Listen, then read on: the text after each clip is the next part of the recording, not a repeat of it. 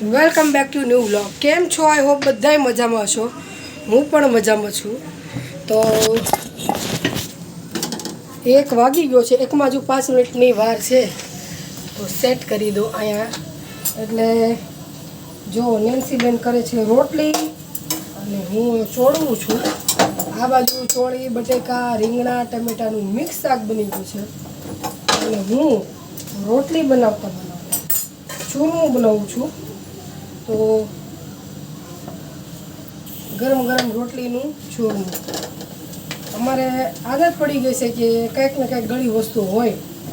તો ડેલી ન હોય તો એક દી નહીં તો એક દી. તો આજે મેં કીધું લાઈ ચૂરમું કેદુંનું બનાવ્યું હતું તો મજા આવશે જમવામાં. ચૂરમું સાહેબ અમારા જો આવ્યા છે નહીં, હવે આવશે. તમને એમ લાગતું હશે કે આ કેમ અસ્ત વ્યસ્ત, થાકી ગઈ છું આજે. કાલે મેં ડબલનું એક બ્લેન્કેટ અને ગોદડું ધોયું હતું. આજે ડબલનું એક બ્લેન્કેટ ને 2 ગોદડા ધોયા છે. એટલે વધારે પડતી થાકી ગઈ છું. લોટ ઓછો ચોપડ જે રોટલી ગોળ થવી જોઈએ. તો લોટ ઓછો ચોપડ ને એટલે રોટલી છે ને પાપડની જેવી ન થાય. ઓછું લોટ ચોપડ ને તો કોઈ માખણ જેવી રોટલી રહે.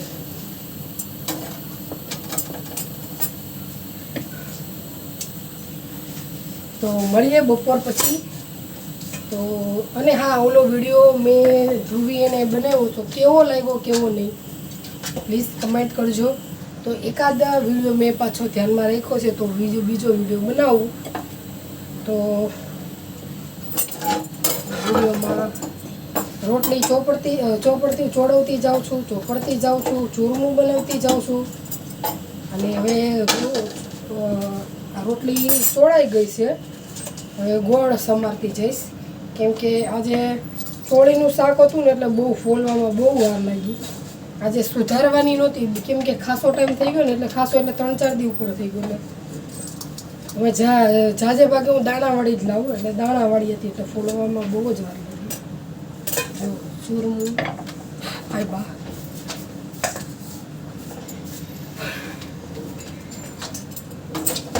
તો થોડાક પડી ગયા હતા બટકા, કાંઈ વાંધો નહીં. તો ચલો મસ્ત રીતે ચોળી નાખ્યું છે. હવે ગોળ સમારી નાખું કેમ કે એવું લાગે છે કે રીંગ આવી રહી છે. ચેતનનો ફોન આવે છે આમાં. તો હું ફોન મૂકું, વિડીયો જોઈ બપોર પછી શું કરીએ શું નહીં. જો સરસ મજાનું ચૂરમું છે અને છાશ, રોટલી, ચોળી, બટેકા, રીંગણા અને ટમેટાનું મિક્સ શાક છે. મસ્ત મજાના મરચાં અને કેરીનું આથણું. હાલો બધા જમવા.